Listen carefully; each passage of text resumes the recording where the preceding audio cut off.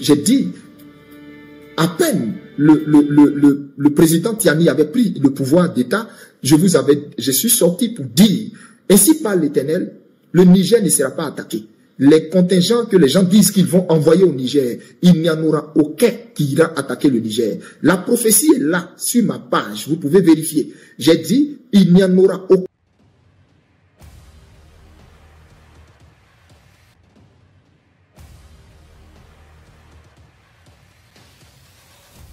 Depuis des années, une prophétie mystérieuse circulait sur la page du prophète Eli Pada. Il avait annoncé qu'un arbre gigantesque s'élèverait au cœur du Niger, couvrant le pays de son ombre bienveillante et apportant la paix à une nation en quête de stabilité. Beaucoup avaient accueilli cette prédiction avec scepticisme, tandis que d'autres y voyaient un message divin annonçant une transformation profonde. Si vous croyez à la prophétie, écrivez simplement « Amen ». Aujourd'hui, la prophétie s'est bel et bien accomplie. Le Niger étonne le monde entier par son engagement stratégique avec l'Alliance des États du Sahel, AES, renforçant son influence et sa stabilité régionale. Cette alliance, perçue comme un tournant historique, incarne l'image de l'arbre prophétique, un symbole de force, de protection et de prospérité. Dans un monde où l'incertitude politique et économique façonne le destin des nations, une voix s'est élevée, portant un message d'espoir et de transformation. Le prophète Eli Pada, figure spirituelle reconnue, a révélé une prophétie qui pourrait redéfinir l'avenir du Niger sous la gouvernance du président Abdourahmane Tiani, qui est considéré comme l'ange du pays selon le prophète. Abdourahmane Tiani est un militaire et homme d'État nigérien.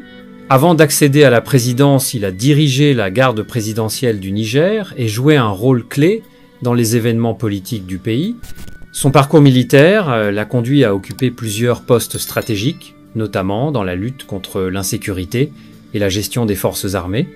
Selon cette révélation, le Niger s'apprête à entrer dans une ère de paix et d'émergence, marquée par une stabilité retrouvée et un développement accéléré.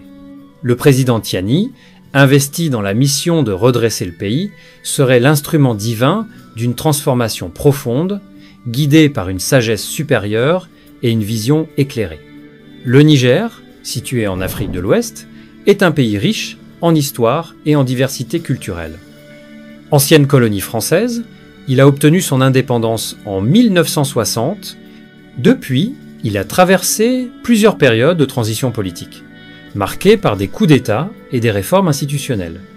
Malgré ces défis, le Niger reste un acteur clé dans la région sahélienne, avec des ressources naturelles importantes et une population résiliente. Cette prophétie, loin d'être un simple message, résonne comme un appel à l'unité et à la confiance.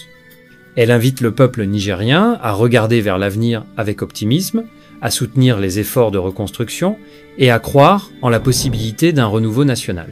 Alors que les défis restent nombreux, cette parole prophétique pourrait bien être le souffle nécessaire pour insuffler une dynamique nouvelle. Le Niger, sous la présidence de Tiani, pourrait devenir un modèle de résilience et de prospérité porté par une destinée annoncée. Et cette vision est la suivante. Alors que j'étais en esprit en train de prier, j'étais dans l'esprit et je priais. Du coup, Dieu me prend et il me transporte dans l'AES. Il me transporte au Burkina. Il me transporte au Mali. Après, il me transporte au Niger. Et quand je suis revenu de la vision, j'étais épuisé.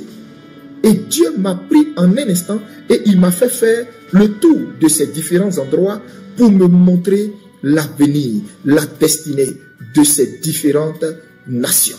Écrivez et puis gardez. Comment on saura qu'un homme a parlé de la part de Dieu lorsqu'il dit, et puis cela arrive. Quand Dieu m'avait annoncé que le Niger que tu vois, de lui sortira un arbre géant qui va couvrir toute l'Afrique. Quand le Seigneur m'avait annoncé ça, est-ce que vous imaginez que c'était l'AES qui allait naître? Parce que le Niger était en plein embargo quand j'avais annoncé cette prophétie.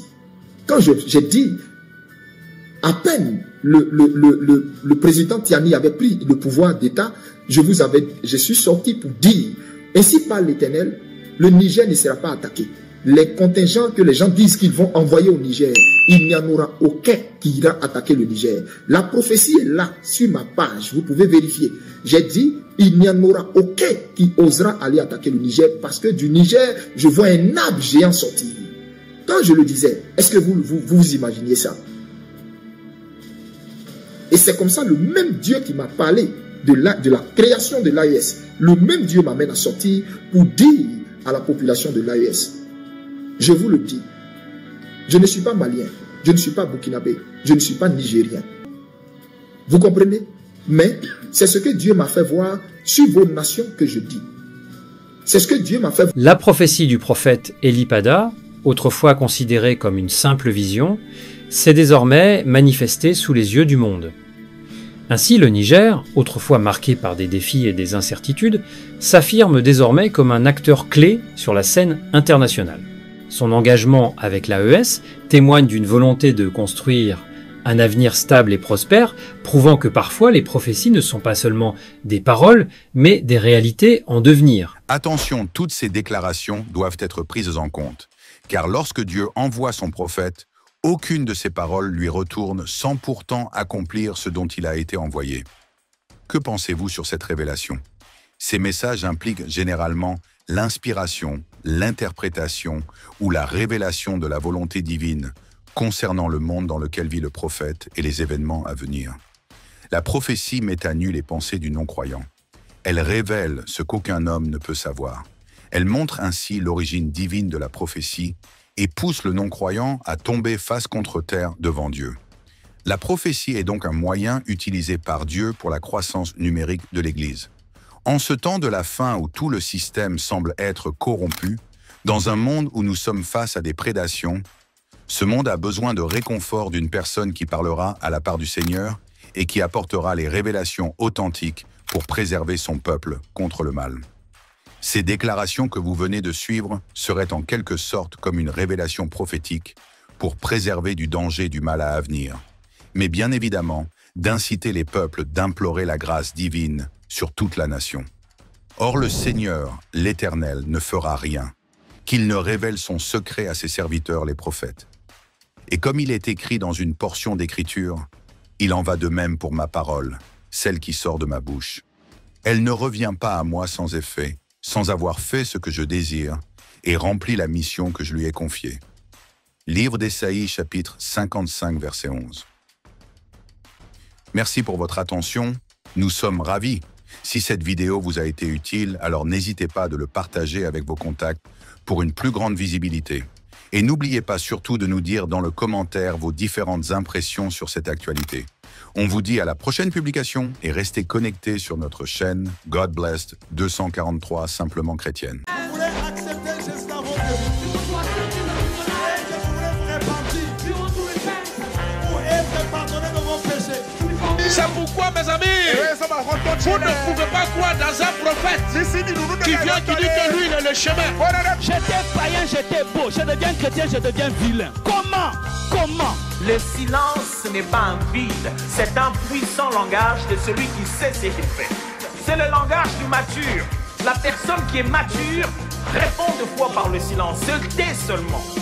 Si le ciel s'est réconcilié avec la terre par la croix,